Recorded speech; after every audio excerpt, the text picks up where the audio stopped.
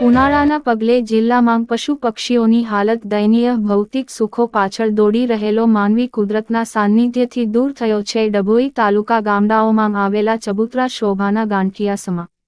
ડભોઈ સહિત તાલુકાના અનેક ગામડાઓમાં આવેલ ચબુતરાઓની યોગ્ય કાળજી રાખવામાં ન આવતા ઉનાળાની કાળઝાળ ગરમીમાં પક્ષીઓની પરિસ્થિતિ દયનીય બની જવા પામી છે.